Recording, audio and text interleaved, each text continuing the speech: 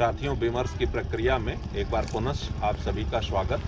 आज सर्वप्रथम आप सभी को गणतंत्र दिवस की ढेर सारी शुभकामनाएं।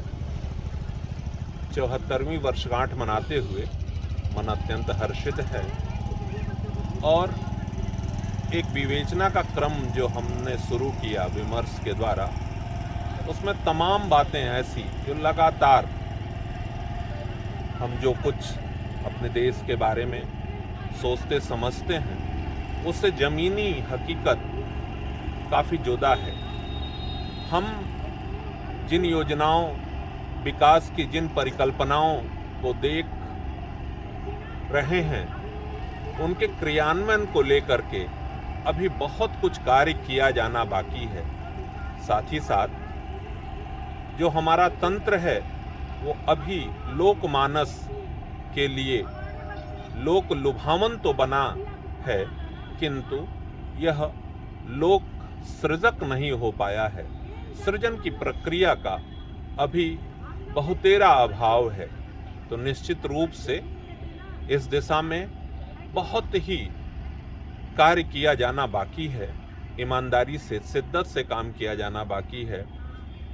उन क्रांतिकारियों, हुतात्माओं जिनके संघर्ष के फलस्वरूप यह देश एक बार पुनः आज़ाद हुआ और राष्ट्र की परिकल्पना फलीभूत होती हुई दिख रही है विचारों के रूप में, उस प्रक्रिया को बहुतेरे आयामों की ज़रूरत है।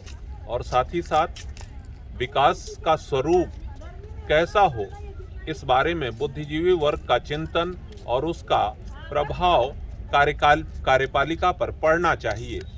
निश्चित रूप से विकास के अंधानुकरण में हम भी बहुत सारी चीज़ों की नकल कर रहे हैं।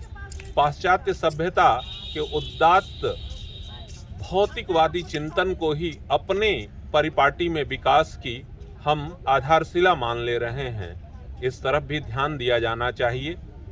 गणतंत्र तभी सार्थक हो सकता है हिंदुस्तान में जब ये सारी योजनाएं गांव के वातावरण को मौलिक रूप में सृजन कर सकें।